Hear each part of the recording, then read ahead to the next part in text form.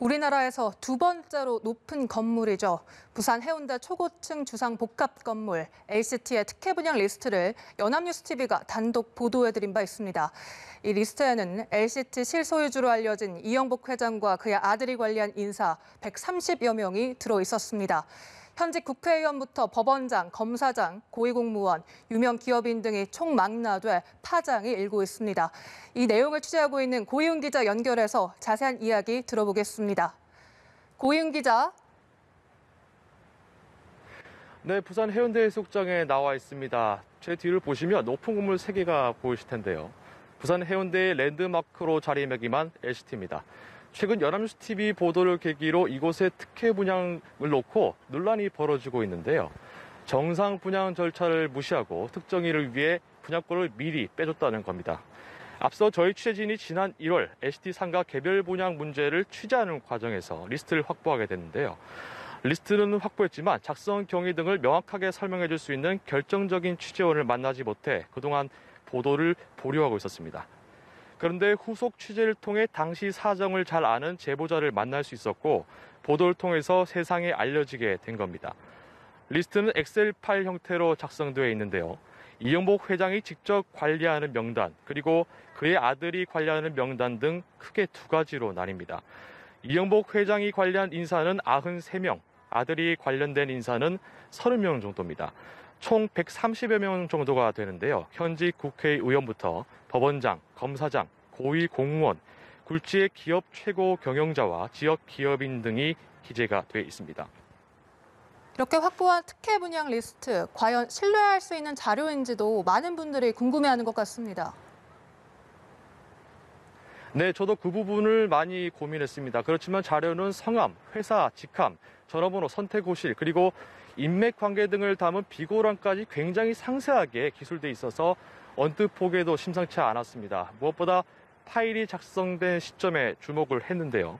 2015년 10월 27일에 작성이 됐는데 이날은 청약 당첨자들이 정식 계약을 하기 하루 전날이었습니다. 사전에 수요자들을 상대로 조사를 미리 했다는 것을 알 수 있고요. 1, 2순위 계약이 끝나면 계약을 취소하거나 해서 남는 물량이 나옵니다. 이것을 3순위 예약자들이 추첨을 통해서 분양받은 건데 추첨 하루 전날 이영복 회장의 지인들이 물량을 빼줬다는 게 제보자의 전언입니다. 좋은 물량을 미리 빼내다 보니 3순위 예약자들은 정작 추첨 당일엔 좋지 않은 위치의 물량만 나오면서 소동이 빚어지기도 했다고 합니다. 경찰도 최근 특혜 분양 리스트를 진정서와 함께 받아 확인 작업에 착수한 상태입니다. 경찰은 내용이 상당히 신빙성 있다고 판단한 것으로 알려졌습니다. 네, 특혜 분양 논란, 과거에도 얘기가 있었다고요? 네, 그렇습니다. 부산 참여연대 등 시민단체는 2017년 LCT 실소유주인 이영복 씨가 분양권을 로비 수단으로 썼다는 의혹을 제기하며 43명을 검찰에 고발했습니다. 그런데 지난해 11월, 그러니까 고발한 지 3년이 지난 뒤에야 검찰은 이영복 씨 아들과 하청업체 사장 등 2명만 주택법 위반 혐의로 기소했습니다. 둘 다 LCT 시행사 관계자들인데요. 나머지 41명은 증거 불충분으로 무혐의 처분됐습니다. 검찰이 불기소 처분자 이름을 성명불상이라고 밝히자 시민단체들은 유력 인사의 정체를 감춰주려 한다며 비판했습니다. 당시 43명과 관련해 구체적인 명단은 없었던 것으로 전해지는데요. 이 때문에 부산지검은 어제 속칭 LCT 특혜 분양 리스트는 검찰 수사 과정에서 확보된 바가 없다고 밝혔습니다. 따라서 과거 43명의 명단과 이번에 드러난 LCT 특혜 분양 리스트와 직접 비교하기는 힘든 상황입니다. 수사를 통해 이번 특혜 분양 리스트 내용이 최종 사실로 결론 날 경우 주택법 외에 뇌물죄가 성립될 가능성도 있습니다. 분양 당시 이영복 회장 측이 특혜 분양 대상자들을 위해 계약금을 대납해줬다는 주장이 있기 때문입니다. 네, 이렇게 보도가 나오자 LCT 측 해명 자료를 내놨습니다. 당시에 미분양이 났었고 단지 이 리스트는 영업을 위한 고객 리스트였다. 이렇게 해명을 했다고요. 네, 보도 직후 LCT 시행사 측은 반박 자료를 냈는데요. 청약 당첨자의 정당 계약 후 분양률이 42% 수준이었고 예약 당첨자는 120명이었지만 이 중 불과 5세대 정도만 계약을 했다고 하는 겁니다. 부장이 저조했던 미분양 아파트였으므로 특혜 분양과는 거리가 멀다는 주장인데요. 인터넷 검색을 조금만 해봐도 LCT 시행사 측의 주장을 곧이곧대로 믿을 수는 없다는 것을 알 수 있습니다. 분양 이후 LCT 시행사는 보도자료를 내고 대대적으로 높은 계약률을 기록했다고 홍보했는데요. LCT 더샵 시행사인 LCT PFV는 당시 정당 계약을 받은 결과 계약률이 70%를 넘었다고 밝힙니다. 또 예비 당첨자와 3순위 예약자에 대한 추천 및 계약에서도 잔여 물량이 상당히 계약됐다는 점도 강조합니다.